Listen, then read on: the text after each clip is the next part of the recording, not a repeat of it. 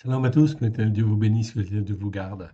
Bienvenue donc à cet enseignement vidéo sur le mot rat. En fait, c'est la 46e vidéo. Désolé pour le retard, j'ai eu un petit problème technique en fait hier. Que Dieu vous bénisse, que Dieu vous garde. Et voilà, nous y sommes. Remettons ces quelques instants à l'Éternel, notre Dieu, pour découvrir les merveilles de sa parole, tout ce que nous ne savons pas en fait encore, afin de servir l'Éternel, notre Dieu, comme il le veut lui, et non pas comme nous le voulons nous. Nous te rendons grâce, Père très saint, dans le précieux nom de Yeshua, ton Fils bien-aimé. Nous voici, Seigneur, corps, âme et esprit devant toi, afin que tu nous enseignes, que tu nous formes, que tu nous façonnes, afin que nous puissions mieux discerner, Seigneur, ce que toi tu veux que nous fassions et que nous puissions faire les œuvres que toi tu as préparées d'avance, afin de glorifier, toi le seul vrai Dieu et celui que tu as envoyé. Aide-nous, mon Dieu, mon Père, à te faire plaisir. Parle, Seigneur, oui, ton serviteur, ta servante, écoute dans le précieux nom de Yeshua. Amen. Allons donc dans le texte qui nous concerne. Donc, c'était Jérémie, chapitre 44, et nous étions donc au verset 2. Ainsi parle l'Éternel Tsevaot, l'Éloé Yisraël. Vous avez vu tous les malheurs que j'ai fait venir sur Yerushalayim et sur toutes les villes de Yehuda. Voici, elles ne sont plus aujourd'hui que des ruines, il n'y a plus d'habitants. Ok, on reviendra donc sur ce passage. Comme à l'habitude, on va revoir la définition du mot ra, parce qu'on va la parfaire en fait ici et parce qu'on va la compléter. Donc, allons voir en fin de compte ce mot-là et écoutons ce que l'Esprit nous montre. Alors, le mot ra, donc vous le connaissez déjà pas mal. Ok, le voici.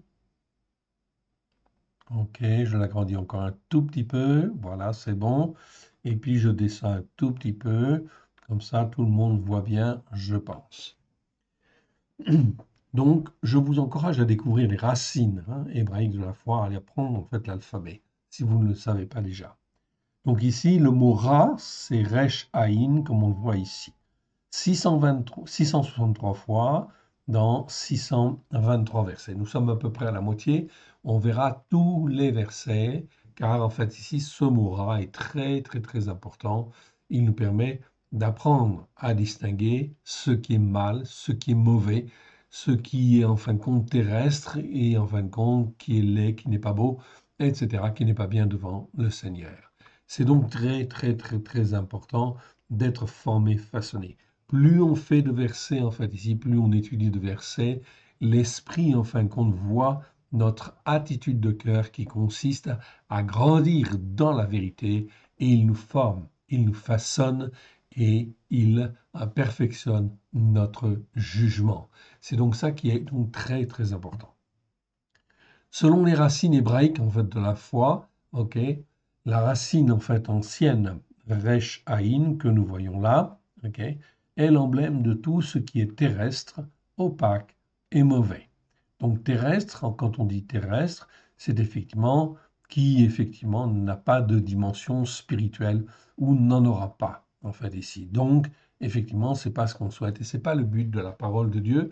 Le but de la parole de Dieu est bien de nous élever spirituellement, de former notre âme afin que notre âme puisse recevoir la vie éternelle au travers de Yeshua Mashiach, évidemment, celui qui est appelé le Christ. Il existe une variante de ce mot, en fait, ra. Ici, c'est en fait le mot ra'a, en fait, ici, que vous voyez là.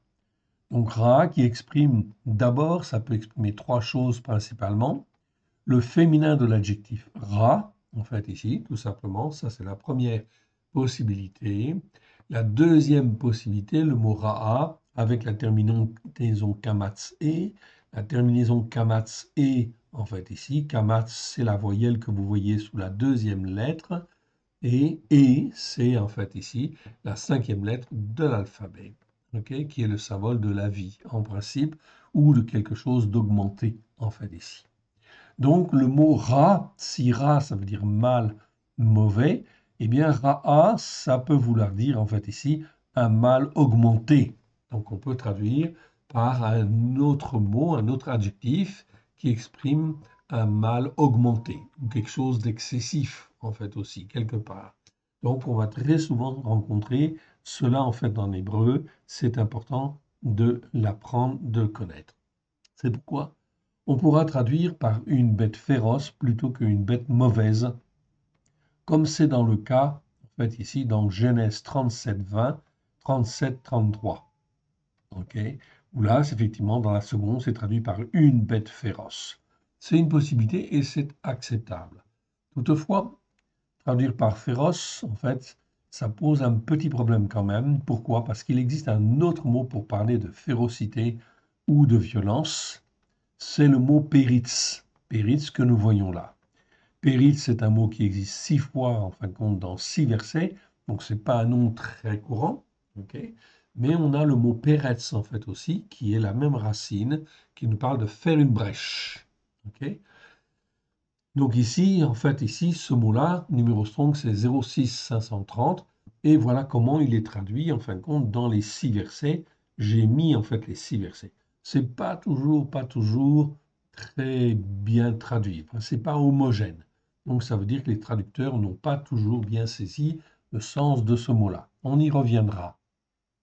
Dans le psaume, en fait, 17,4, ok, c'est écrit, en fait, la voix des violents. Donc, le mot est traduit par violent.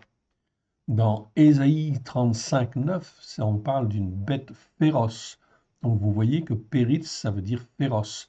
Donc Ra'a, ça pose problème en fait ici, parce qu'on ne peut pas forcément le traduire par le même mot en fait en français. Jérémie en fait 7, 11, en fait ici, c'est traduit par caverne de voleurs. Donc voleur, c'est pas bon en fait ici non plus. En fait, c'est pas la bonne traduction. Ok? Pourquoi en fait ici? Ben, tout simplement parce que en grec, parce que la caverne de voleur, on en parle une fois en fin de compte dans la première alliance, mais dans en fait la Brit Hadasha, vous avez 3 versets où on parle de la caverne de voleur. C'est Yeshua qui en fin de compte est dans le temple, renverse en fait les tables et effectivement les tables des marchands et il parle en fait ici, ne faites pas de la maison de mon père n'est pas une caverne de voleurs. Mais en réalité, est-ce que c'est voleur qu'il a bien voulu dire? En réalité, le mot grec, c'est lestes. Lestes que vous voyez là. Ok, donc c'est en grec. Hein. Donc ici, le numéro strong, c'est 3027 et c'est plutôt en fin de compte brigand, pillard. Ok, sauf en fin de compte dans Matthieu 21, 13, où on te dit en fin de compte que c'est un voleur, caverne de voleurs. Donc ça pose en fait un petit problème en fait ici, parce que Yeshua, qu'est-ce qu'il a dit? Est-ce qu'il a dit en fait la maison de mon père n'est pas une caverne de voleurs ou en fait n'est pas une caverne de brigands en réalité, car le mot en fait lestes est très souvent traduit par effectivement brigand, où là on exprime une certaine violence, une certaine en fait action en fait violente ou qui brise ou qui fait la brèche. Donc ici, voleur, c'est pas forcément tout à fait le bon terme. On voit effectivement dans les autres versets comment ce mot est traduit. Ézéchiel 7, 22, c'est traduit par des furieux.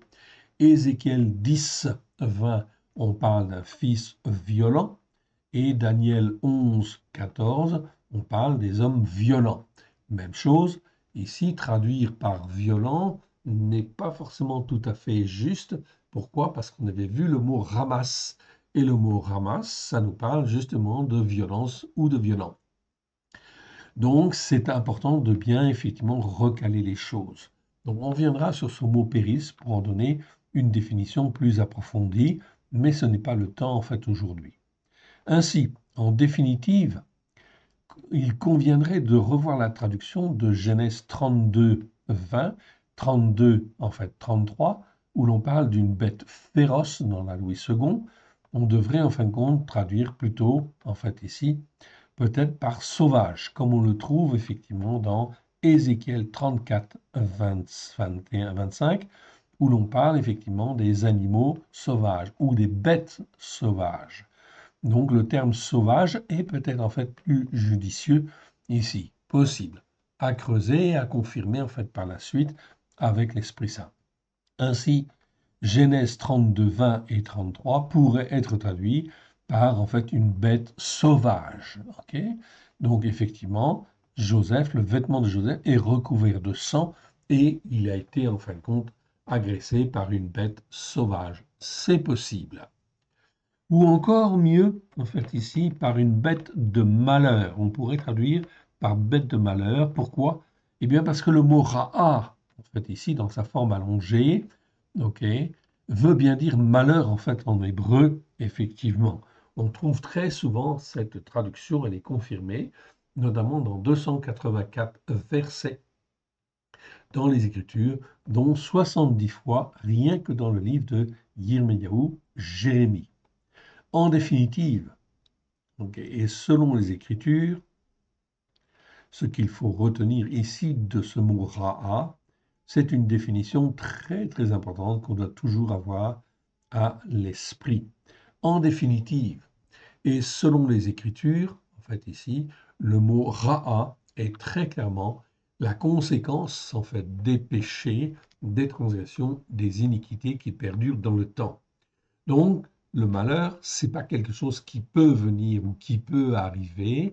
Non, c'est quelque chose, une conséquence systématique en fait, des péchés, des transgressions, des iniquités qui perdurent dans le temps.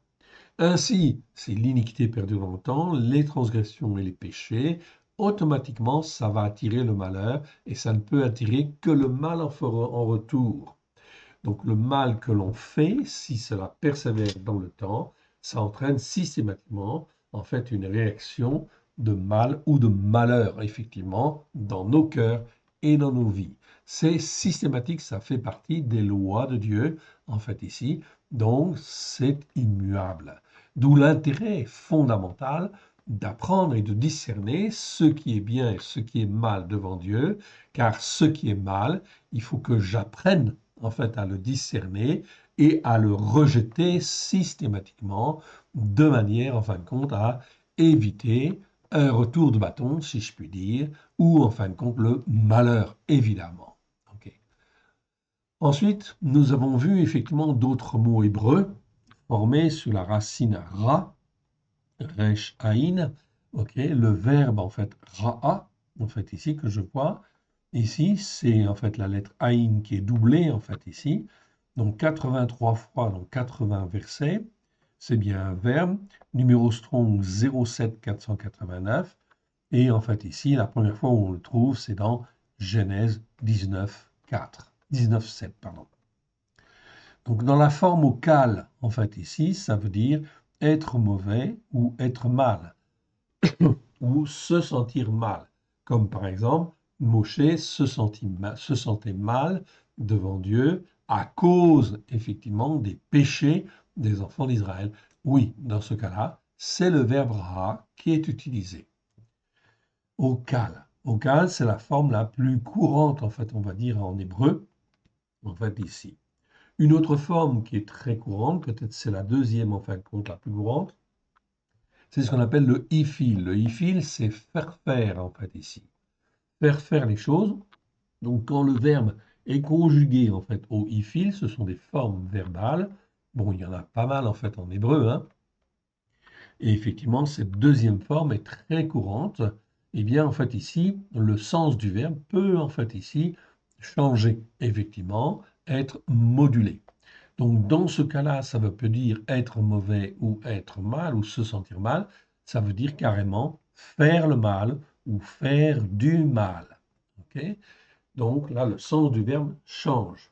Comme par exemple, les enfants d'Israël faisaient le mal, en fait ici, ou faisaient du mal, en fait ici. C'est le verbe, en fait, ra'a, que l'on va utiliser au ifil.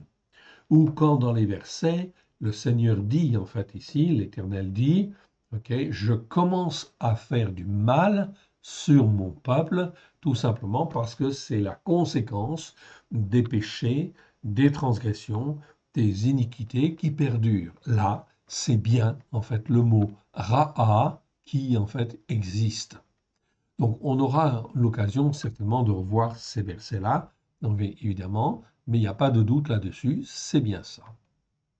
Ensuite, le mot roa, en fait ici, roa, très important. Ça, c'est un mot qui est très, très, très mal traduit dans nos Bibles. Ok, roa, c'est en fait ici la même racine, vous le voyez, resh aïn.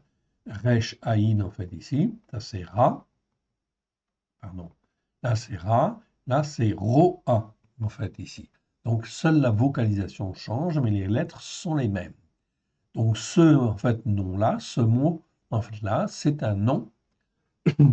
C'est un nom masculin. Il existe 19 fois dans 19 versets. Numéro strong 07 455, Genèse 41, en fait 19. Donc ce mot-là est toujours très mal traduit dans les 19 versets. Et les traductions n'en donnent pas, les traducteurs n'avaient pas saisi, en fait ici, la dimension importante de ce mot. Donc le mot roi décrit toujours un état de dégradation morale ou spirituelle intense. Oula, pardon, intense où se mêlent malice, perversité et influence des esprits de Bélial, c'est-à-dire de Satan, évidemment, donc des esprits mauvais. Donc on est bien dans une dégradation spirituelle intense, enfin morale et spirituelle intense. Donc plus en fait les péchés, les transgressions, les iniquités perdurent dans le temps, eh bien l'âme de l'homme, l'état de l'âme de l'homme se dégrade en fait, moralement et spirituellement, et cela devient de plus en plus fort, de plus en plus intense. Et là, automatiquement, bien sûr, eh bien, je dis bien automatiquement, c'est toujours en fait l'influence de mauvais esprits qui fait que l'âme de la personne est de plus en plus enfermée, enchaînée par les liens du mal ou les liens du malin. Oui, bien sûr.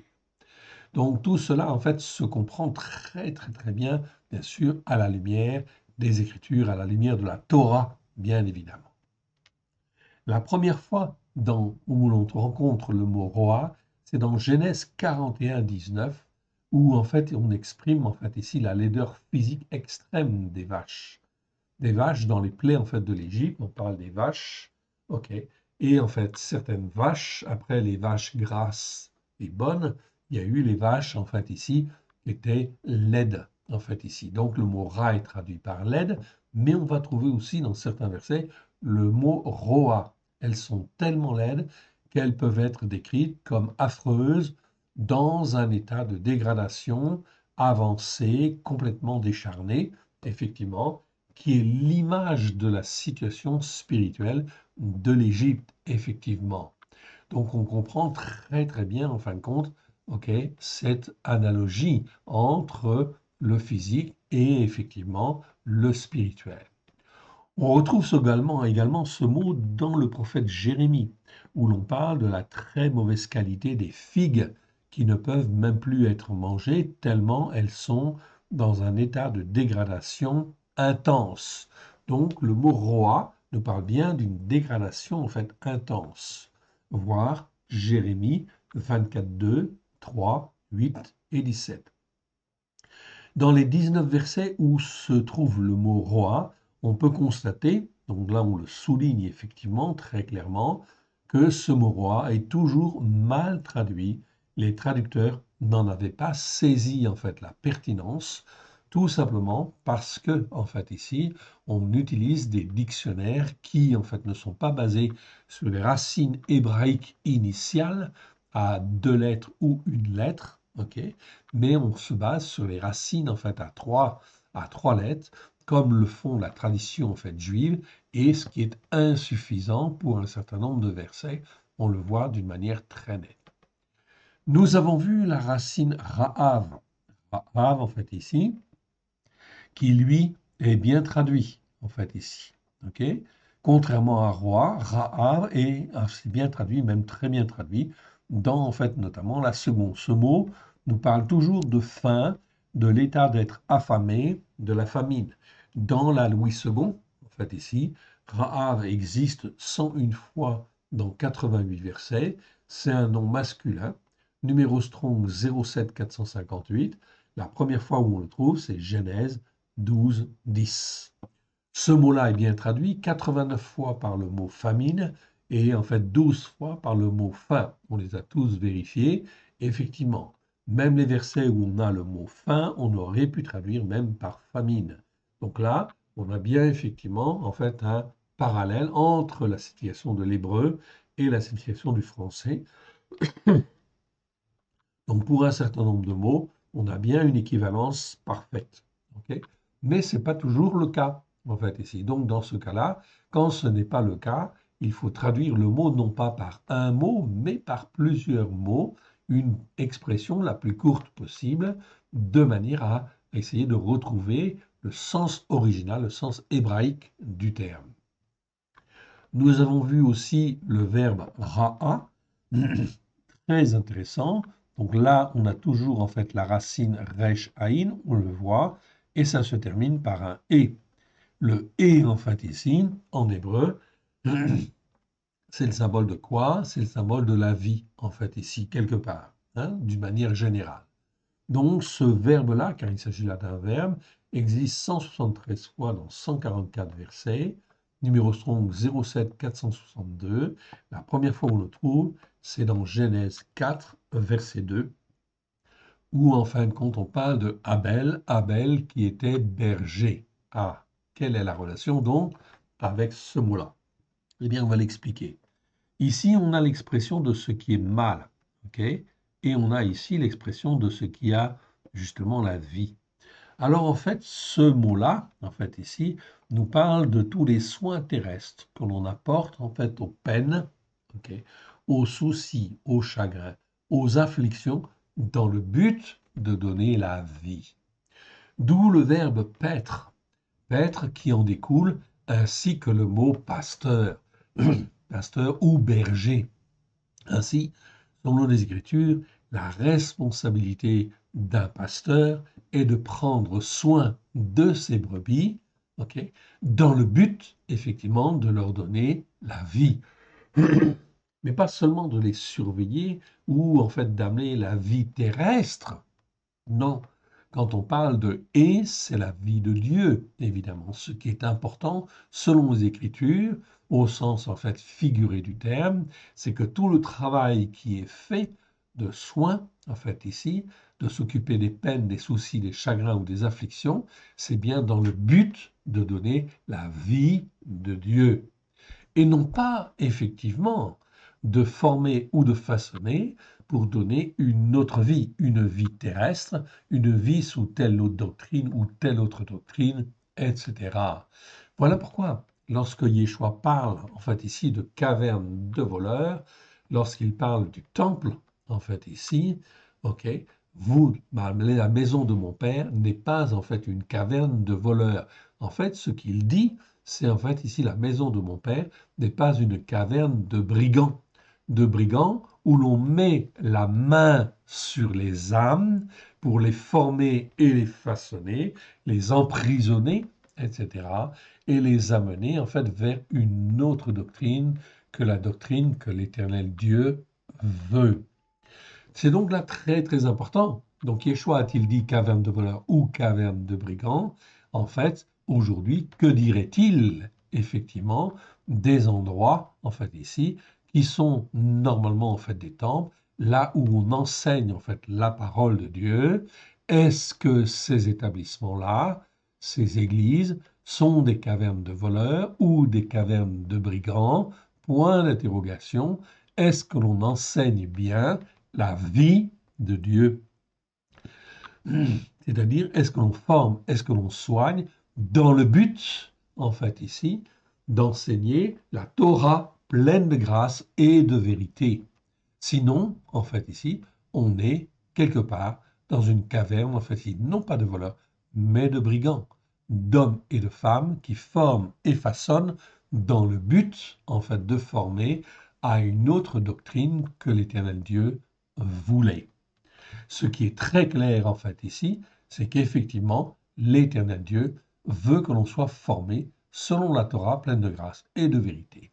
Je ne donne pas plus, en fin de compte, de mots, en fait, ici. Sur la racine ra, on en avait vu un peu plus les fois précédentes, mais en fait, on restera sur ces définitions en fait ici pour le moment, parce qu'on a d'autres définitions à voir en fait ici dans cet enseignement. Donc je reviens en fin de compte ici à mon Jérémie 44, verset 2, et on va parcourir effectivement donc ce qui nous intéresse. Donc ce qui m'intéresse, c'est le mot rat. Donc je le copie, je le mets là dans ma zone de recherche pour effectivement en fait le retrouver. Donc la première fois où on le trouve, c'est bien en fin de compte ici dans Jérémie chapitre 44, verset 2. Donc vous voyez, on a très souvent effectivement le mot rat dans ce passage. Voilà pourquoi on va étudier plus en détail en fait ici ce passage. On va y passer un petit peu de temps parce que ça va être très très très très riche. Regardez, écoutez bien. La parole qui fut pour Yermaïaou sur les Juifs demeurant au pays de Misraïm, demeurant à Migdol, à Tarpanres, et à Noph au pays de Patros, fut pour dire. Donc ici, on voit quoi? On voit en fin de compte que Jérémie, il est en Égypte. Non pas qu'il voulait aller en Égypte, non, il est entraîné et il est emmené de force en fait là-bas. Les enfants d'Israël ont fui, évidemment, parce qu'ils ont eu peur, en fin de compte, de Babylone, de Nebuchadnezzar, de la réaction de Nebuchadnezzar, après les exactions qu'il y a eu, effectivement, après, en fait, l'assassinat de Guédalia. Donc, ils sont partis malgré le temps, malgré le fait que Jérémie leur dit, ne partez pas, restez, en fait, ici, l'Éternel prendra soin, en fin de compte, de vous et vous protégera.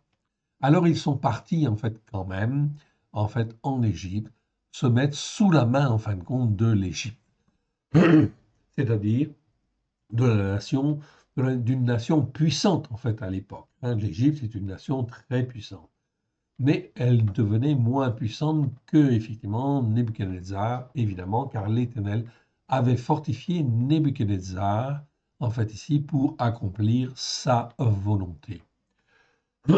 Verset 2. Ainsi parle l'Éternel des armées, en fait, ici.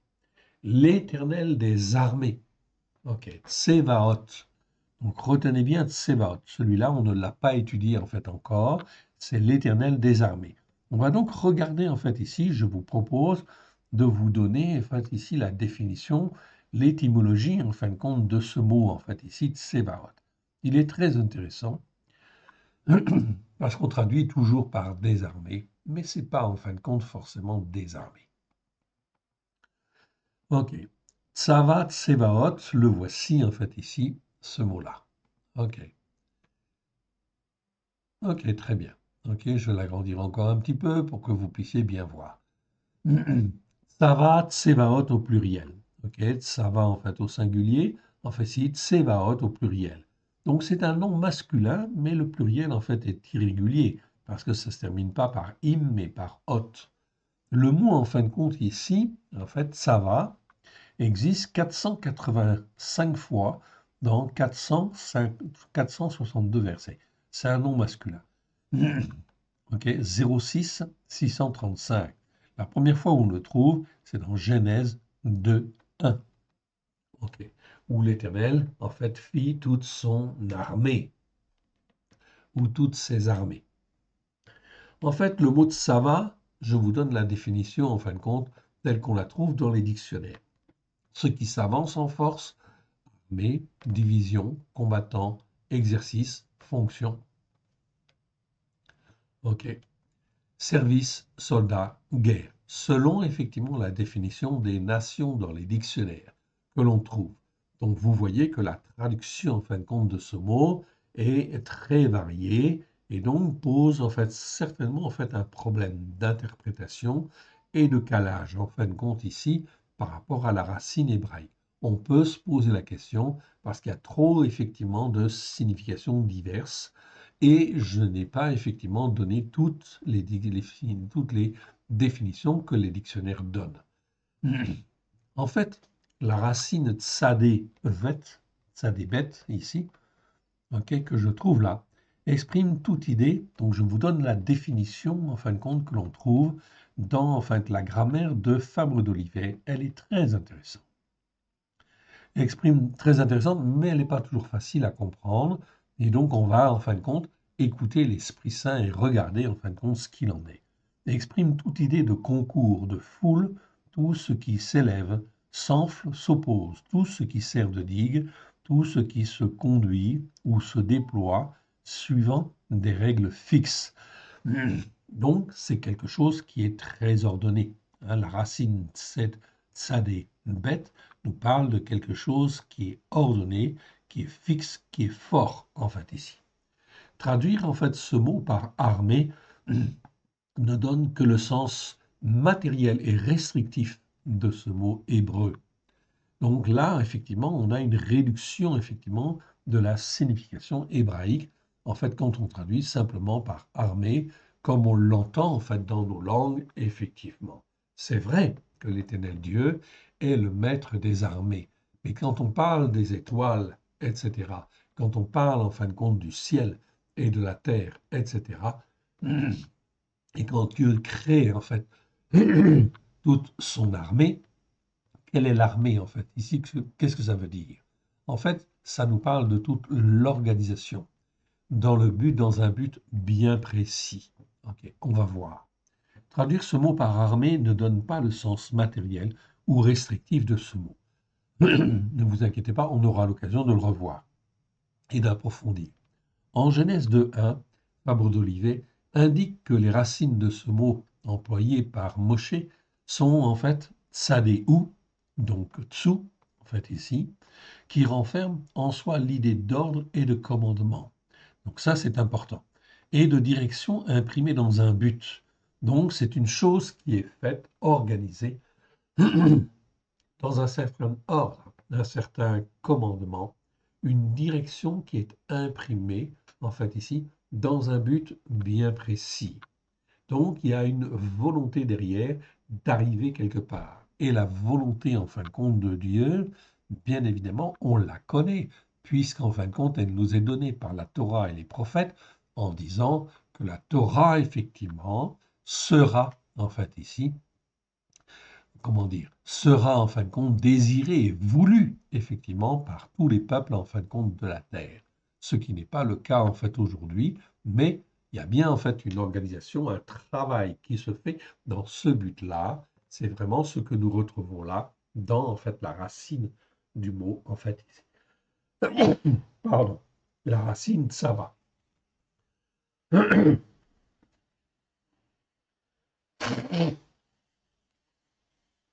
Donc la première racine c'est tsu et la deuxième racine c'est aleph bet.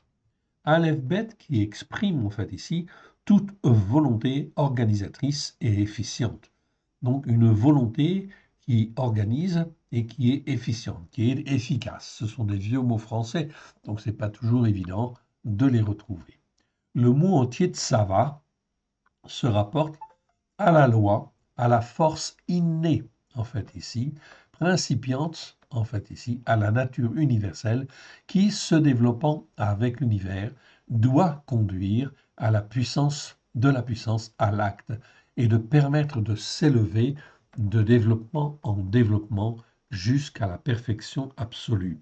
Donc on voit en fait compte ici que l'organisation mise en place, l'armée en fait ici, eh bien, c'est quelque chose, en fait, ici, au sens spirituel, qui permet, en fin de compte, de s'élever de développement en développement, c'est-à-dire étape par étape, jusqu'à la perfection absolue, en fait, ici.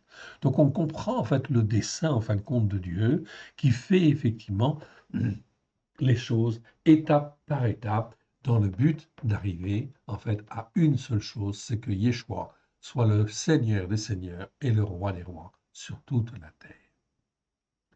C'est en quelque sorte une organisation, en fait ici, un exercice qui permet de progresser d'étape en étape.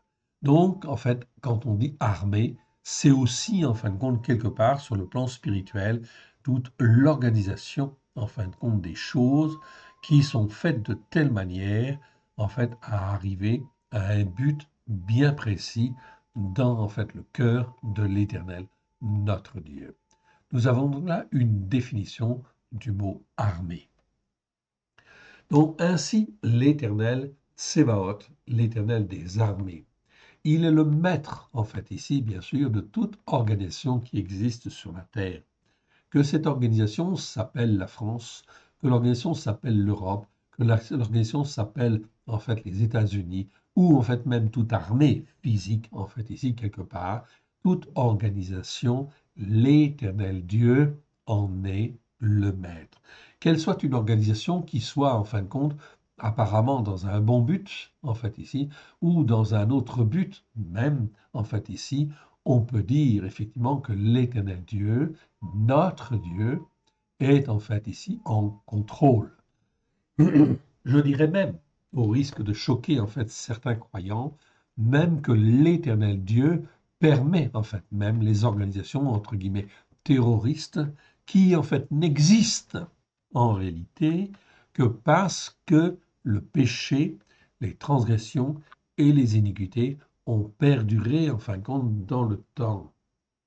Il est très clair en fin de compte, et on le voit dans le Deutéronome, que si les hommes écoutent et mettent en pratique comme l'Éternel Dieu le veut, jamais, en fait, un ennemi ne traversera ton pays.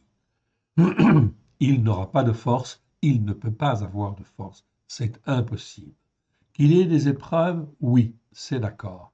Mais qu'il y ait des ennemis qui ravagent, qui volent, etc., c'est impossible. Regardez ce qui est marqué là. Ainsi parle l'Éternel Tsébaoth, de toute organisation, de toute armée, en fait, ici. L'Éloé Israël, c'est-à-dire l'Éloé, on a vu, Israël ici, le nom décomposé, c'est Yi en fait au départ, en fait ici, c'est la puissance d'être de celui qui persévère dans le temps, en fait ici. Sarah, en fait ici, le verbe Sarah, ok, ça donne sera en fait ici. Eh bien effectivement, en fait ici, c'est celui qui combat, c'est le verbe combattre avec. Combattre avec l'Éternel, elle, avec Dieu. Elle, c'est le mot Dieu.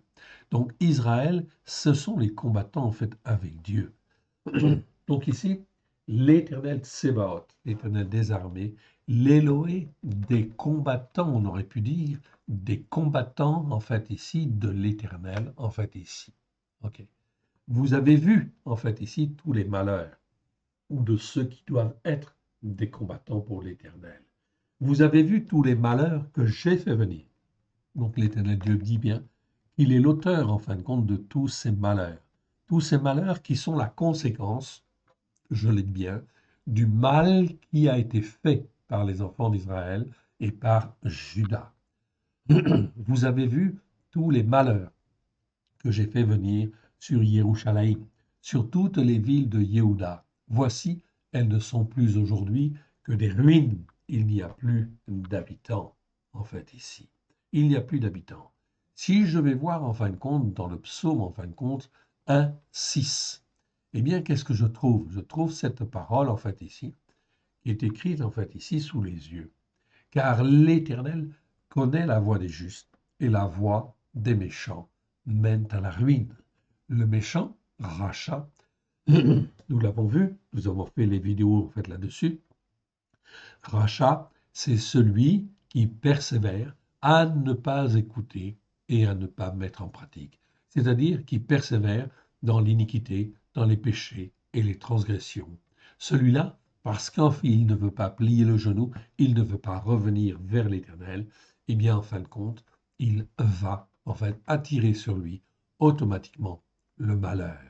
Et ici, dans le psaume 1, verset 6, vous le voyez bien, en fait ici, c'est bien dit que la voie des méchants, elle mène à la ruine. Ce n'est pas en fait peut-être qu'elle va mener à la ruine, non, c'est systématique. Elle va amener à la ruine. Ok.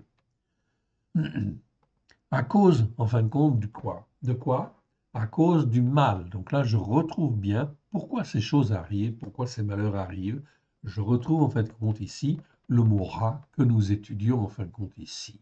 Donc c'est très clairement dit, noir sur blanc en fait ici, à cause du mal qu'ils ont fait pour mériter. En allant brûler de l'encens et servir d'autres dieux inconnus de vous et de vos pères. Brûler de l'encens, en fait, ici, effectivement, c'est ce que les enfants d'Israël ont fait, enfin tout au moins les gens de Juda, mais les enfants d'Israël l'ont fait en fait aussi. Il faudrait certainement approfondir cette expression brûler de l'encens. Ça veut dire en fait aussi quelque part, en fait j'en suis convaincu, je n'ai pas étudié, je ne peux pas le confirmer aujourd'hui, mais brûler de l'encens, c'est en fait être idolâtre quelque part. C'est-à-dire ne pas écouter Dieu et occuper son cœur, son âme, son esprit à toutes sortes, en fin de compte, de choses qui focalisent notre être sur des choses qui ne sont pas des choses importantes devant Dieu, qui ne sont pas, en fin de compte, en rapport avec la Torah pour nous former et nous façonner. Donc ça peut être une passion en fait aussi, ça peut être toutes sortes en fin de compte de choses qui fait que, en fait ici, je suis en train de brûler de l'encens, en fait ici, comme hier, en fait ici, eh bien, Judas, les enfants d'Israël, le faisaient. Donc, si effectivement, je fais ce genre de choses, ça va entraîner automatiquement, hein, pas peut-être, ça va entraîner automatiquement le malheur. Verset 4. Je vous ai envoyé tous mes serviteurs, les prophètes. Je les ai envoyés dès le matin pour vous dire, ne faites pas ces abominations que je hais. Mais ils n'ont pas écouté. Verset 5. Ils n'ont pas écouté, ils n'ont pas prêté l'oreille, ils ne sont pas revenus du mal qu'ils faisaient.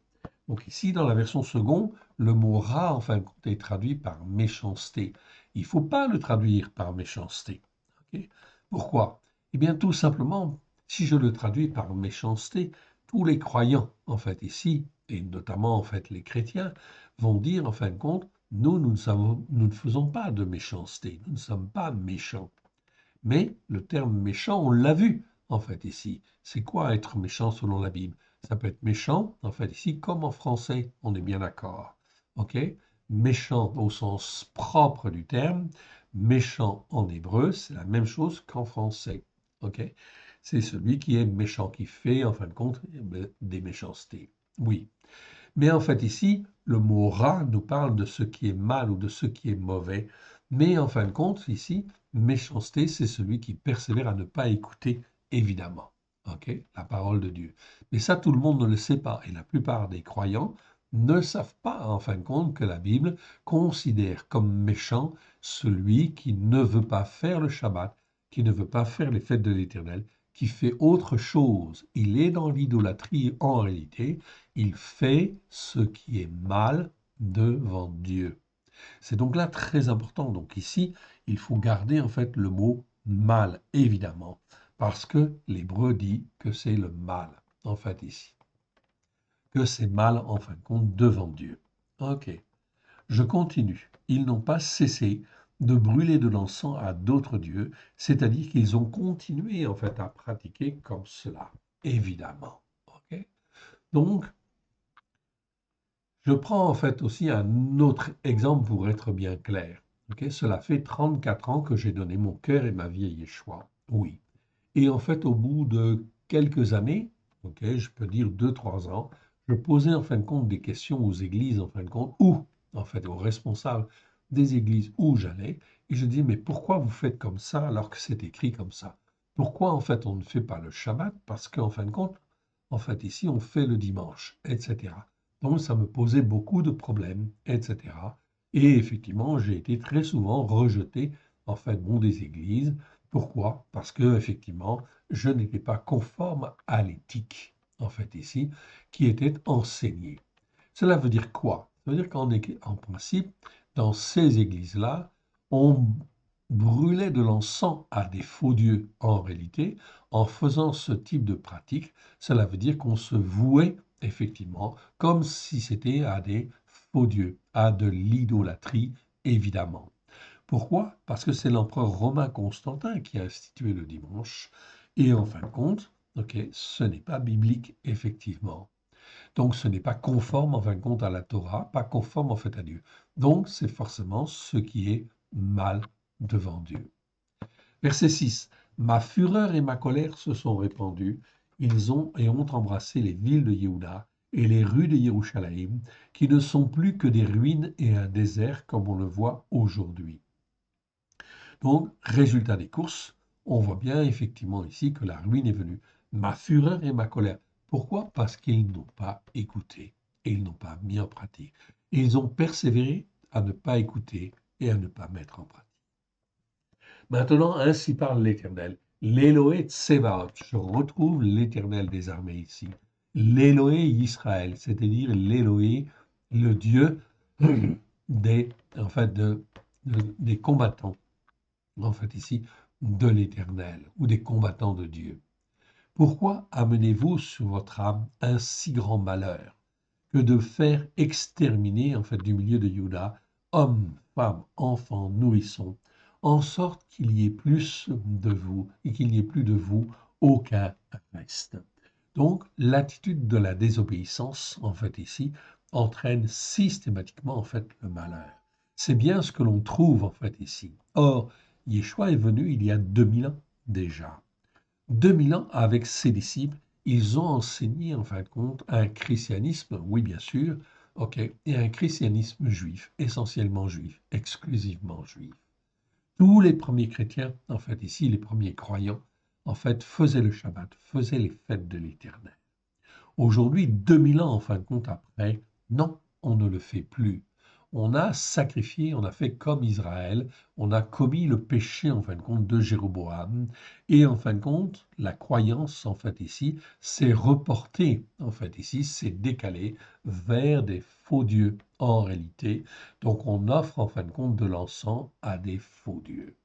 Cela perdure, perdure, perdure, perdure dans le temps, et aujourd'hui, en fin de compte, 2000 ans après, ça pose problème. Ok. Ça pose problème, c'est pour cela qu'il y a en fin de compte déjà en fait la fureur et la colère de Dieu qui s'expriment en fait ici au travers d'événements que vous avez vus. Le Covid en 2020 en fait ici, c'était quoi? C'était comme une peste en fait qui a touché l'ensemble des populations en fait mondiales. Oui, c'était comme une peste. Et la Bible, en fin de compte, appelle cela une peste, tout simplement. Parce que c'est une maladie contagieuse qui se répand et qui vise, en fin de compte, à faire du mal. C'est un malheur, en fait, ici. C'est pas une bénédiction, évidemment, c'est un malheur. Tout le monde l'a vu, en fait, ici. Lorsque l'on voit des inondations ou des feux, en fin de compte, qui ravagent, en fait, toute une région, etc., ok, tout cela, bien sûr, c'est la conséquence, en fin de compte, de l'élévation du climat, oui, de la température. Mais cette élévation, elle est due à quoi? Elle est due au péché, aux transgressions, aux iniquités des hommes. Ce qui fait que ça entraîne des conséquences, et ces conséquences-là, ça entraîne des inondations, ça entraîne des feux, ça entraîne en fait toutes sortes, en fin de compte, de désordres, ça entraîne en fait bon, des conflits, oui, bien sûr, entre en fait les populations ou dans les populations, etc. Car en fin de compte, le malheur en fin de compte est là. L'épée, la famine et la peste, ce sont les mots qui vont venir, oui, bien sûr, et qui vont s'exprimer d'une manière croissante, évidemment, de plus en plus fortement. En fait, ici, on va le voir pourquoi. En fait, ici. Pourquoi m'irritez-vous par les œuvres de vos mains, en brûlant de l'encens à d'autres dieux du pays de Misraïm, c'est-à-dire dans les dieux, en fin de compte, des différents pays, en fait, ici. C'est-à-dire qu'on voue, on donne de l'importance à telle doctrine ou telle autre doctrine ou telle philosophie, etc. Ok. Et ce n'est pas bien, évidemment. Où vous êtes venu pour y demeurer, afin de vous faire exterminer, d'être un objet de malédiction, d'opprobre, parmi toutes les nations de la terre. Verset 9. Donc on a retraduit en fin de compte ce verset, évidemment. Donc je le lis en fin de compte ici en entier, en fait, pour que vous puissiez bien le comprendre. Avez-vous oublié le mal qu'ont fait vos pères, le mal qu'ont fait les rois de Yehuda, le mal qu'ont fait leurs femmes, le mal que vous avez fait, le mal qu'ont fait vos femmes, qui a été perpétré dans le pays de Yehuda et dans les villes de Yerushalayim. Avez-vous oublié le mal qu'ont fait vos pères, le mal qu'ont fait les rois de Juda, le mal qu'ont fait leurs femmes, le mal que vous avez fait, le mal qu'ont fait vos femmes, qui a été perpétré dans le pays de France, ok, dans les rues, en fin de compte, de nos villes, oui, bien sûr. Donc là, on voit effectivement que, en fait, le mal, en fin de compte, c'est ce qui a été pratiquer, oui. Le mal, pourquoi? Parce que le mal, c'est ce qui s'oppose en fait au bien. Oui, bien sûr. Et ne pas écouter en fait la Torah, on va le voir, les enseignements de la Torah, c'est faire ce qui est mal devant Dieu. Alors, depuis 2000 ans, alors que Yeshua est venu révéler en fait la Torah, pleine de grâce et de vérité, et qu'il a enseigné, en fin de compte, au travers de ses disciples, à faire ce qui est droit, en fin de compte, devant l'Éternel. Eh bien, où est-ce qu'on en est 2000 ans, en fait, après? Eh bien, je peux dire qu'effectivement, aujourd'hui, nous sommes dans un pays, et c'est regrettable, qui est en fait une république, oui, une république dite laïque, qui ne veut plus, en fin de compte, de religion. Et comme elle ne veut plus de religion, elle ne veut plus de Dieu, en fait, ici, quelque part. Et résultat des courses, on ouvre la porte, en fin de compte, ici, à l'islam. On ouvre la porte à toutes sortes, en fin de compte, de choses qui, en fin de compte, ne sont pas bonnes, en fin de compte, devant l'Éternel. Voilà pourquoi nous avons une montée et nous aurons une montée, en fin de compte, de l'épée au travers, en fin de compte, de terroristes ou de bandes, en fait, armées, de bandes qui s'affrontent pour des raisons diverses, de la drogue, etc., ou autres, etc., ou en fin de compte, des hommes qui en fin de sont comme des criminels, oui bien sûr. Pourquoi? Parce que la référence en fait n'est plus là. La Torah a été rejetée, résultat des courses, eh bien le pays s'enfonce et le pays va s'enfoncer de plus en plus, oui, parce que le mal en fin de compte subsiste. Ici, dans ce verset 9, nous avons retraduit en fin de compte ici de manière à mettre effectivement bien le mot qui était en hébreu, le mot ra. Dans la Bible second, c'est traduit par crime. Avez-vous oublié le crime de vos pères? Le crime, en fin de compte, des rois de Yehuda, le crime de leurs femmes, les crimes, en fin de compte, que vous avez faits, le crime de vos femmes qui ont été perpétrés dans le pays de Yehuda, dans les rues de Yerushalayim. Mais si je traduis, si je déforme le mot hébreu et je traduis par crime, alors que va dire en fait le chrétien? Il va dire, moi mon père, il n'a pas fait de crime, ou les générations précédentes, nous n'avons pas fait de crime, en fait, ici. Nos femmes n'ont pas fait de crime. Nos chefs, en fin de compte, peut-être ont-ils fait le crime, mais ce n'est pas mon problème, en fait, ici. Résultat des courses, en fait, ici, on se moque de Dieu. Et on déforme les Écritures et on ne dit pas la vérité, en fait, ici. Donc, résultat des courses, le croyant, la plupart du temps, qui se dit chrétien, n'est pas formé ou n'est pas informé, en fait, ici, justement, du mal qui est fait.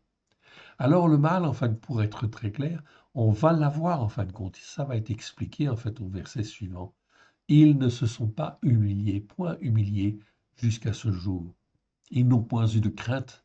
Ils n'ont point suivi les enseignements de ma Torah et mes règles que j'avais mises devant vous et devant vos pères. Ça, c'est le reproche que l'Éternel Dieu fait, en fait, ici, aux enfants d'Israël. Oui, à Juda, effectivement, en fait, à cette époque-là, en fait, ici.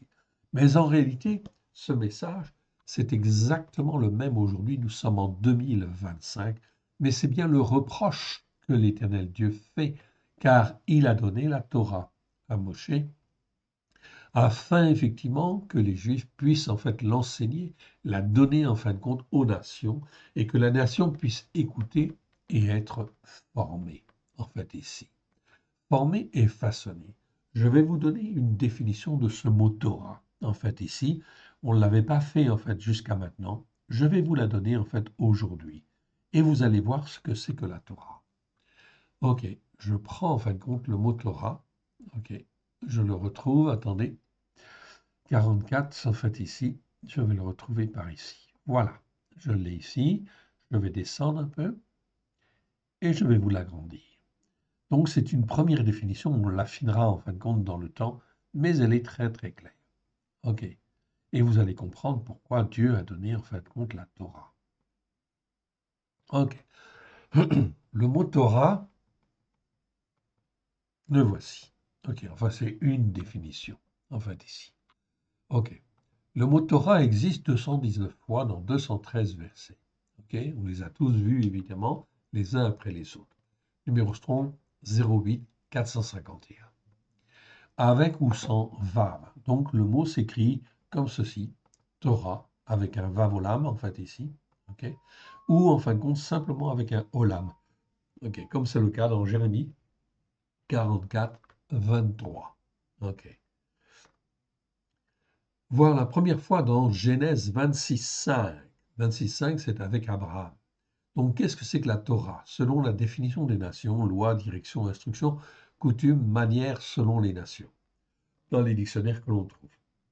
En fait, on va regarder en fait la signification étymologique du mot, c'est-à-dire les racines elles-mêmes. En fait, le mot hébreu Torah nous parle des enseignements de la Torah, à savoir de tout ce que l'Éternel donne aux descendants d'Adam pour qu'ils soient formés, façonnés, selon ce que l'Éternel Dieu veut. Donc c'est bien en fin de compte le sens du mot Torah. On va l'expliquer plus en détail. Ok?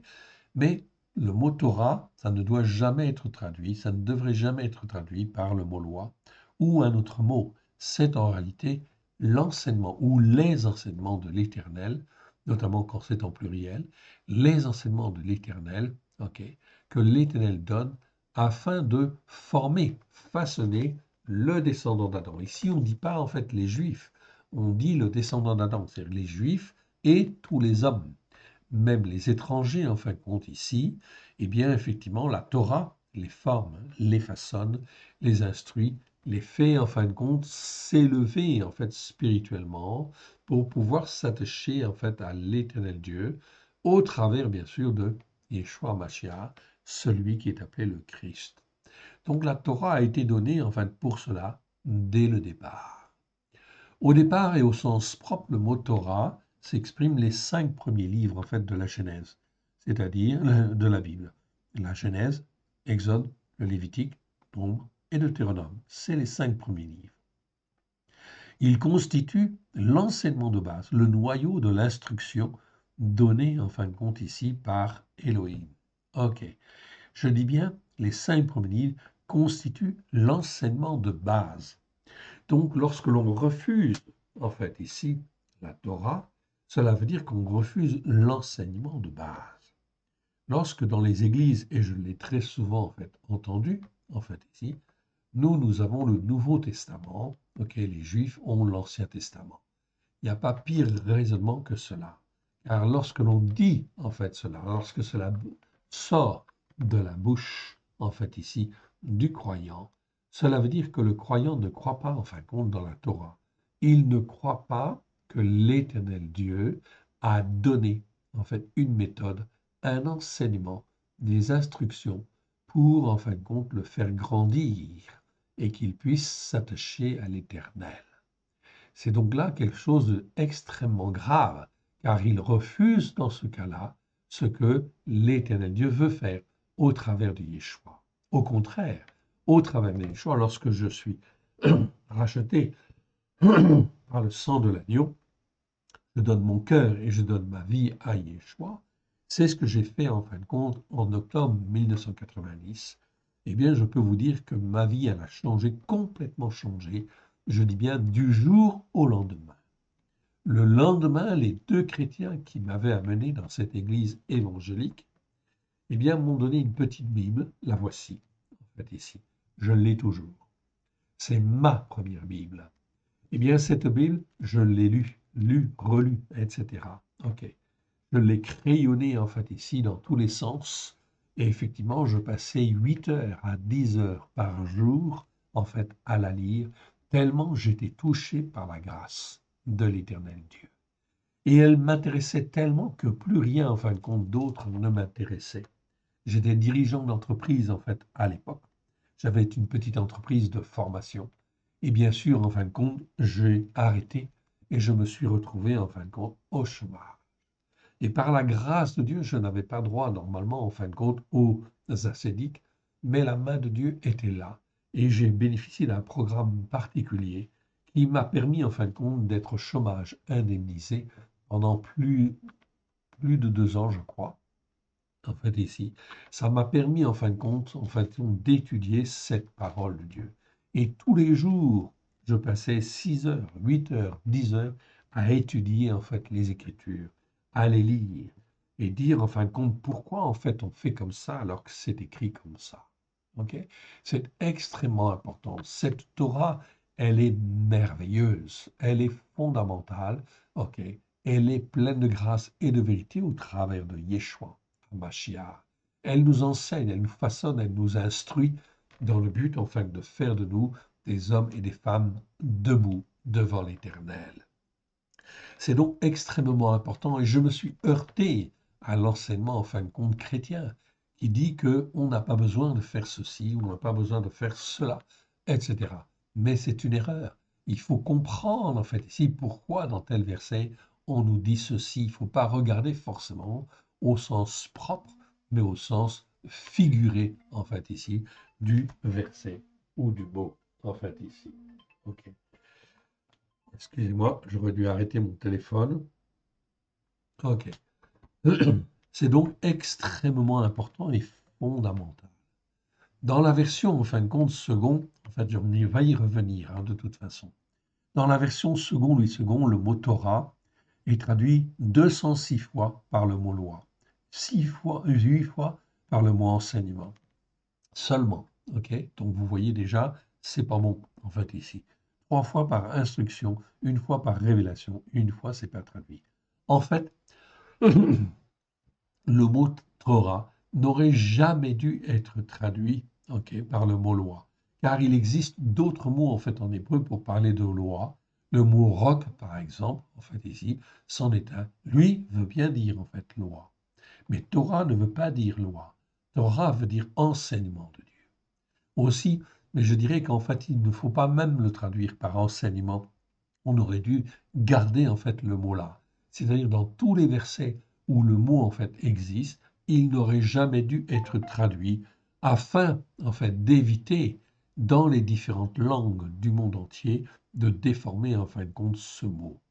Ainsi, il aurait été nettement préférable de garder le mot Torah, sachant que ce sont les Écritures que l'Éternel donna à Moshe au mont Sinaï vers le XIVe siècle avant Jésus-Christ, afin que les hommes reçoivent les enseignements de l'Éternel, afin qu'ils soient instruits, formés, façonnés, en écoutant et en mettant en pratique avec grâce et vérité. Ok. C'est donc ça quelque chose d'extrêmement important. Le mot Torah n'aurait jamais dû être traduit. Exactement, en fait, ici, et nous avons en français et dans d'autres langues, en fait, ici, des mots hébreux qui existent et qui n'ont jamais été traduits, comme le mot Amen, par exemple, en fait, ici, tout ça, ce mot-là existe dans beaucoup de nations, j'ose pas dire toutes les nations, mais le mot Amen est connu, en fin de compte, de tous, évidemment. C'est pourtant, en fait, un mot hébreu, en fait, ici. Alléluia, en fait, ici. C'est un mot aussi hébreu qui veut dire louer l'Éternel. Donc, ce sont des mots qui existent, et il y en a d'autres, en fait, qui existent, ok, qui, en fin de compte, n'ont pas été traduits, et ils ont trouvé, en fin de compte, un sens dans chacune des langues. Chacune des langues, en fin de compte, aussi, a récupéré, en fait, ici, quelques mots, en fin de compte, hébreux, etc., qui sont restés. Parce que, effectivement, les langues, en fin de compte, des nations viennent d'un même endroit, de Babel.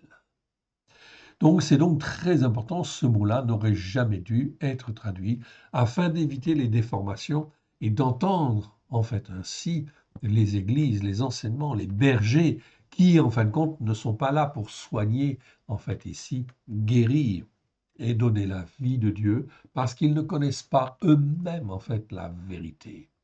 La vérité, c'est la Torah. Psaume 119, verset 142. L'Éternel Dieu le dit, en fait ici, Torah Emet, ta Torah est la vérité.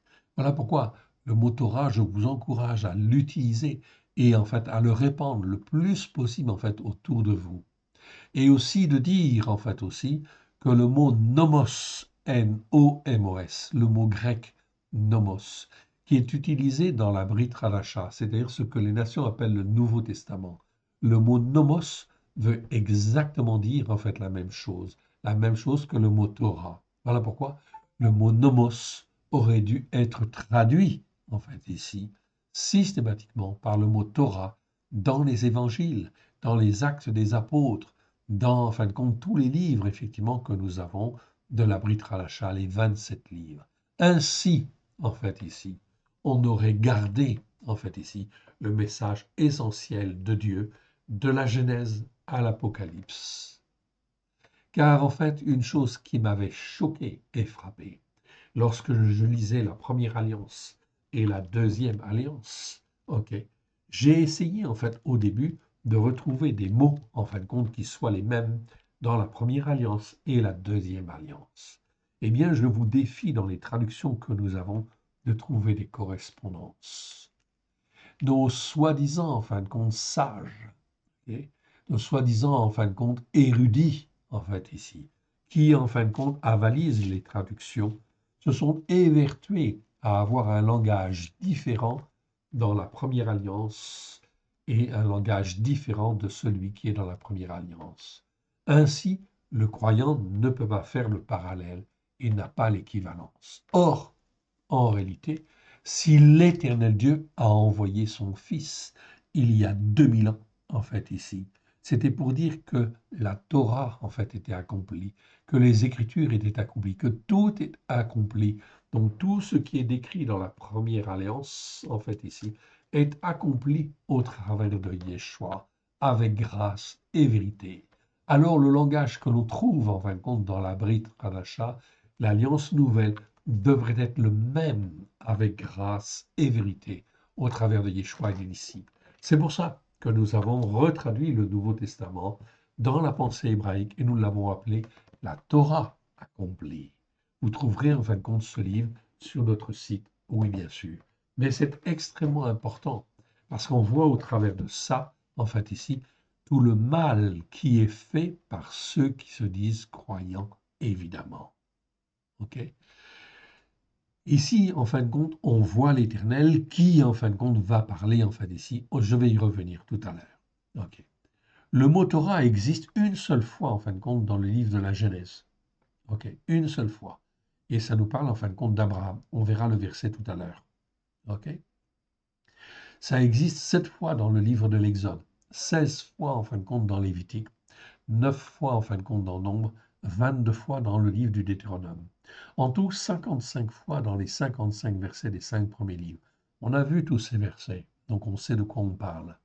La Torah, c'est ici le cœur même des Écritures. Voilà pourquoi il faut l'étudier, il faut la méditer, et il faut en fin de compte revoir en fin de compte les traductions. Oui, bien sûr. Le mot Torah, en fait, ici, existe aussi avec l'article en fait en hébreu.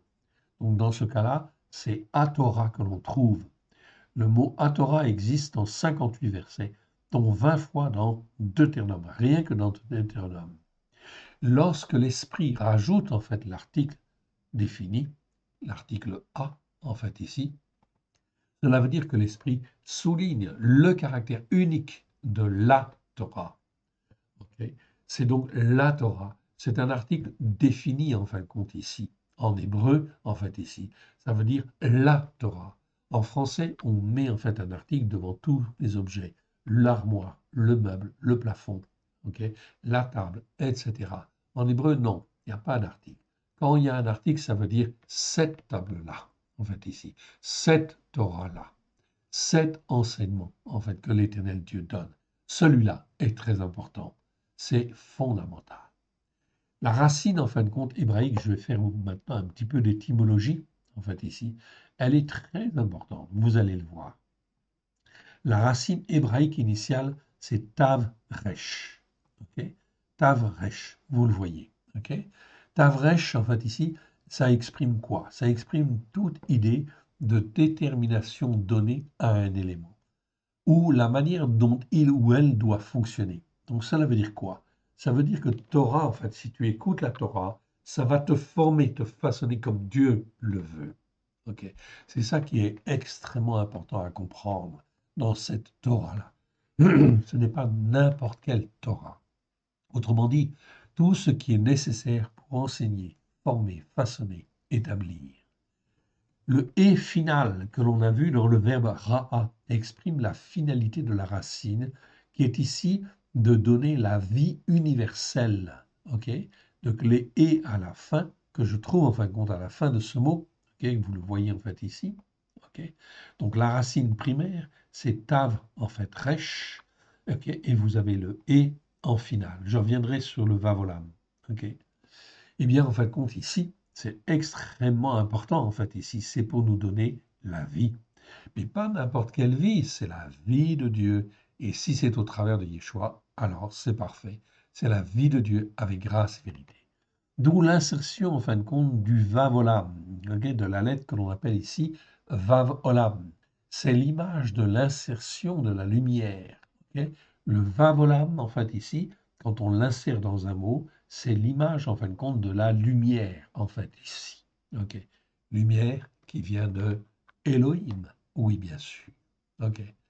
Et la lumière qui vient de Elohim, c'est qui, mon frère, ma sœur? C'est Yeshua, qui est la lumière du monde. Eh oui, voilà pourquoi, en fin de compte, au début de la Genèse, alors que le soleil et la lune ne sont pas créés, le soleil et la lune sont créés le quatrième jour, en fait, ici. Mais Dieu créa la lumière et les ténèbres le premier jour. La lumière et les ténèbres, ok?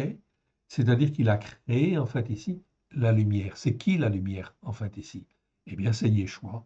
Yeshua était avec, en fait, le Père dès le début. On nous le dit, en fin de compte, dès le commencement. Il était là dès le commencement, nous dit, en fait, le livre des Proverbes.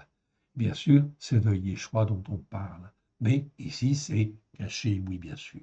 C'est caché, c'est occulté, en fait, ici, par les ténèbres. Pour tous ceux qui ne peuvent pas comprendre ou ne peuvent pas entendre ou ne doivent pas en fait entendre. C'est ça les ténèbres. Donc les ténèbres en fait ici, c'est les ténèbres spirituelles. C'est les ténèbres en fin de compte qui en fait ici sont créées dès le départ car l'éternel Dieu va effectivement se servir des ténèbres pour occulter en fait ici tous ceux qui n'écoutent pas et ne mettent pas en pratique.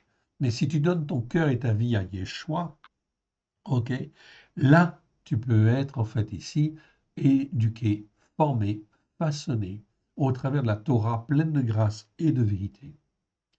Et tout ce qui est ténèbres dans ton cœur ou dans ta vie peut être écarté étape par étape, ok, tout simplement par une formation qui se fait, enfin bon, graduellement, étape par étape. Mais si tu ne te formes pas, si tu n'es pas instruit par en fait les instructions de Dieu, en fait ici, par la Torah, à ce moment-là, tu ne peux pas être en fin de compte dans la lumière. C'est impossible en fait ici, car la lumière, elle a été créée en fin de compte dans la Genèse. Voici tous les versets, les 213 versets où se trouve le mot Torah dans la Louis II. Donc on a la liste complète. Là, je ne vous donne pas la liste complète, ce serait trop long. Mais on va regarder le premier verset. Genèse 26, 5. OK. Parce que Abraham, donc Abraham a été béni, oui bien sûr, béni, largement béni. Pourquoi? Parce que Abraham a obéi à ma voix, qu'il a observé mes ordres, mes commandements, mes statuts, et en fait ici, mes lois, c'est traduit dans la seconde. On devrait dire, et les enseignements de ma Torah. C'est ce que je trouve en fin de compte là. Or, en réalité, l'Éternel Dieu fait en fin de compte une promesse de bénédiction à Abraham, à Yitzhak et à Jacob.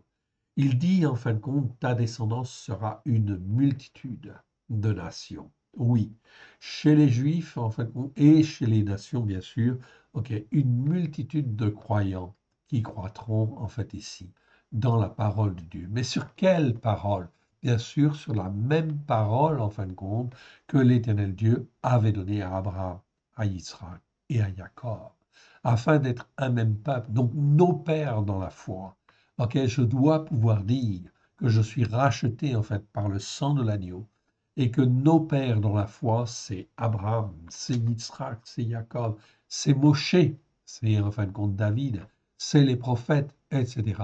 Tous ceux qui ont écouté l'Éternel avec un cœur sincère et en fin de compte un cœur entier pour l'Éternel. C'est donc extrêmement important tant que je ne dis pas cela. Tant que cela ne sort pas en fin de compte de ma bouche, ça veut dire que je suis un chrétien enténébré ou un croyant enténébré. Je ne peux pas avoir un jugement juste. C'est impossible. Voilà pourquoi il faut appeler à la repentance tous ceux qui s'égarent et qu'ils puissent revenir à la Torah s'ils le veulent.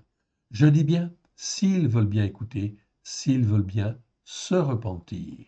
On va revenir en fait au texte. OK. À notre texte en fait ici. Voilà. Verset 10. Nous voici donc avec les hommes, les femmes, les gens en fait, les croyants de Yehuda, qui se sont enfuis en fait ici de Jérusalem à cause de la peur qu'ils avaient de Nebuchadnezzar. Ils étaient enseignés dans des fausses doctrines en fait aussi quelque part, parce que en fin de compte, ok, ils n'écoutaient pas les enseignements de la Torah. C'est écrit ici. Ils ne se sont point humiliés jusqu'à ce jour. Ils n'ont point eu de crainte, ils n'ont point suivi les enseignements de ma Torah et mes règles que j'avais mises devant vous, devant vos pères. Aujourd'hui, nous sommes en 2025. Yeshua est venu, nous a révélé en fin de compte la parole, pleine de grâce et de vérité, les enseignements de la Torah avec grâce et vérité. Ceci n'a pas été enseigné. Donc voilà en fin de compte les bergers, et les pasteurs, les prêtres, les responsables spirituels qui ont enseigné en fin de compte des doctrines qui en fin de compte ne sont pas en fait les doctrines de Dieu. Voilà pourquoi il faut revenir, il faut s'humilier en fait ici. Et en fin de compte par rapport à ce qui arrive effectivement, ok, l'épée de la famine et la peste, je n'ai pas besoin de partir en fait à droite et à gauche.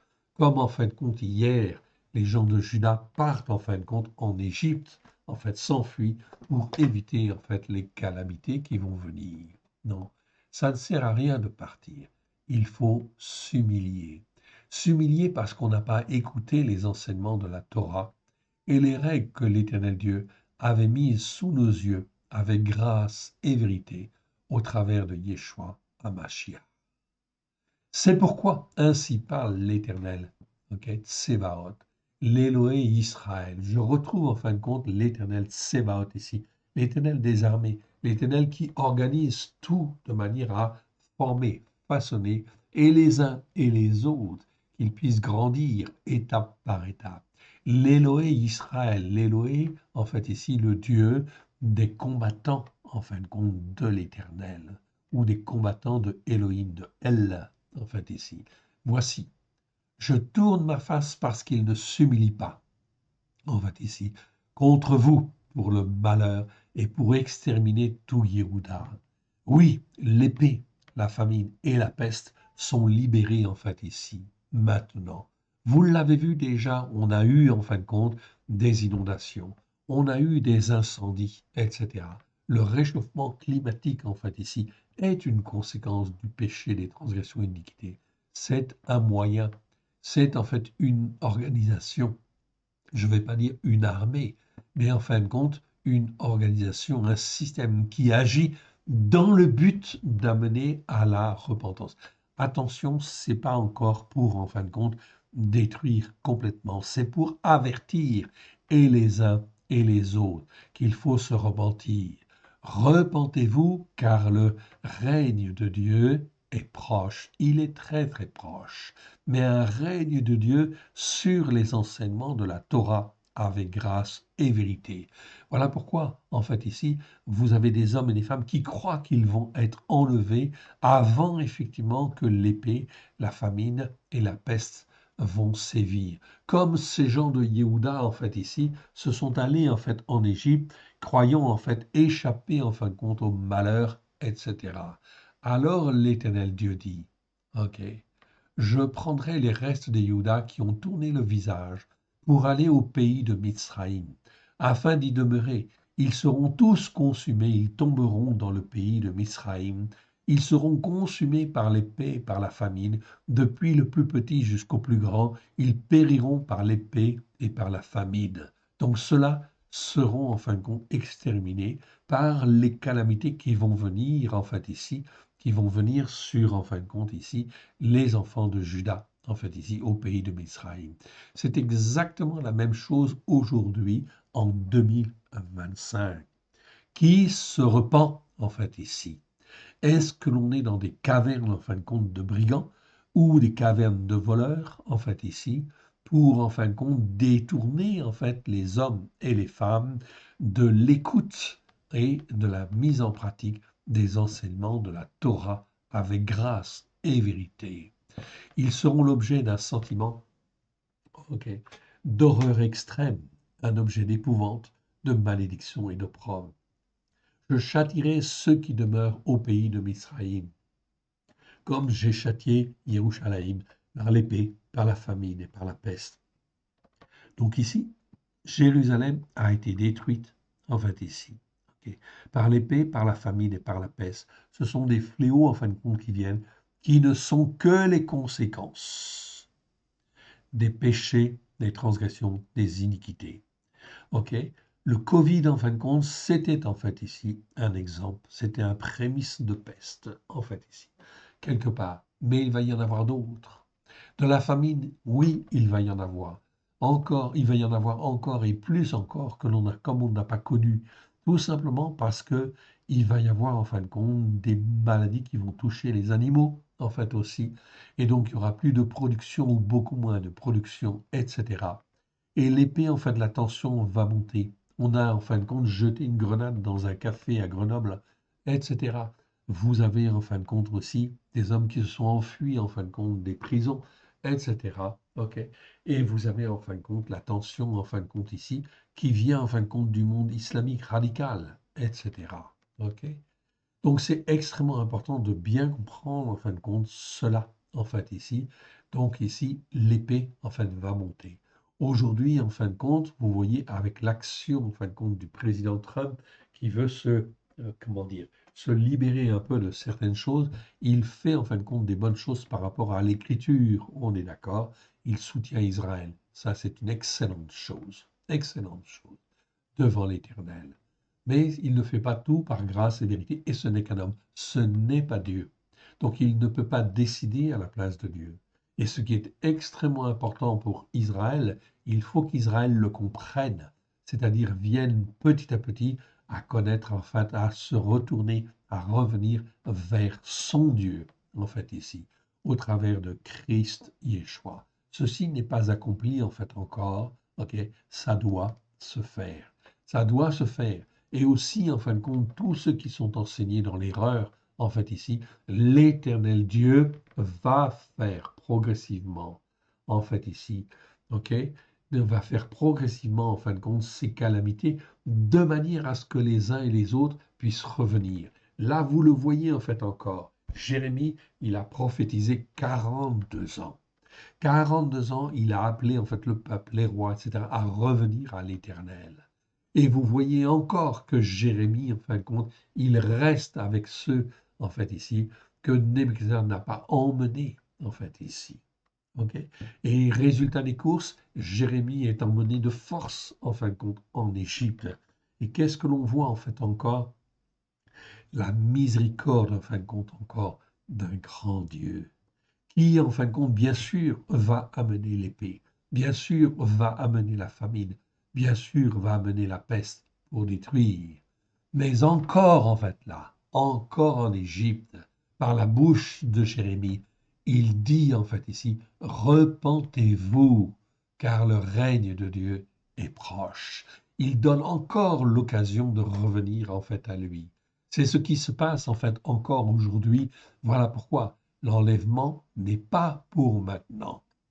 J'ai encore reçu, en fin de compte, un mail, en fait, ici, ok, de quelqu'un qui disait que l'enlèvement, il fallait se préparer à l'enlèvement. et en fait préparer en fait l'après-enlèvement. C'est n'importe quoi. Avant l'enlèvement, il faut que les hommes et les femmes se repentent et s'humilient. Et l'occasion de s'humilier en fin de compte, comme il est écrit ici dans le verset 10, ils ne se sont point humiliés jusqu'à ce jour, ils n'ont point eu de crainte, ils n'ont point suivi les enseignements de ma Torah et mes règles que j'avais mises devant vous, devant vos pères. Donc voilà exactement ce que l'Éternel Dieu dit aujourd'hui. Ils ne se sont pas humiliés. Il faut qu'ils se repentent. Il faut en fin de compte leur donner l'occasion de se repentir en fait encore, car l'Éternel Dieu, notre Dieu, est un Dieu miséricordieux, lent en fait à la colère, okay, et riche en bonté. Si effectivement les hommes ne se repentent pas, le Seigneur dit, nul n'échappera, ne fuira parmi les restes de Yehuda qui sont venus pour demeurer au pays de Misraïm, avec l'intention de retourner au pays de Yehuda, c'est-à-dire d'échapper en fin de compte à la repentance, parce qu'ils ont dans l'âme de retourner s'établir, ils n'y retourneront pas, sinon quelques réchappés, c'est-à-dire quelques-uns qui se repentent, en fait ici, et qui veulent revenir à l'Éternel. C'est donc là quelque chose de très important et de fondamental. Ok. Je continue. Ok. Et voilà en fin de compte que les hommes de Yehuda, mais je vais peut-être m'arrêter là. On verra en fin de compte la suite la prochaine fois. Donc c'est Jérémie 44, verset 17. Donc 44, verset 17. On continuera en fait la fois prochaine. Sinon, la vidéo sera un petit peu trop longue, en fait, ici. On a vu pas mal de choses, on y reviendra. Alors, que vont-ils faire, ces gens, en fin de compte, qui sont en Égypte? Est-ce qu'ils vont se repentir? L'Éternel Dieu leur donne encore une occasion de se repentir.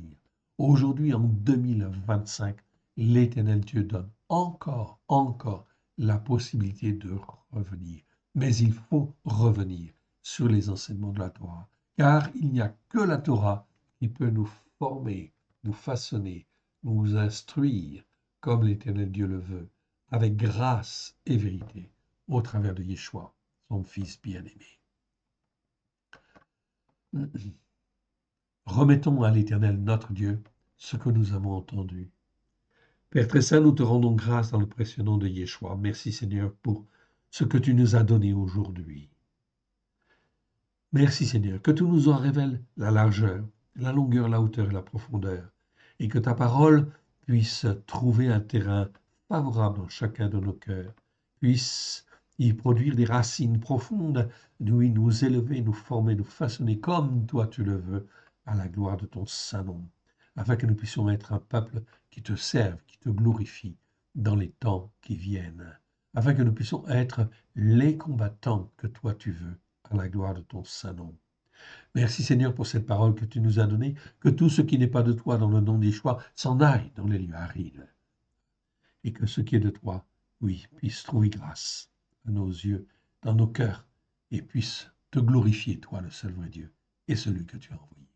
Aide-nous, Seigneur, à te faire plaisir, à la gloire de ton saint nom. Merci, Père. Merci, Yeshua. Merci, Esprit Saint. Amen. Que Dieu vous bénisse et que Dieu vous garde. Shalom à tous. Amen.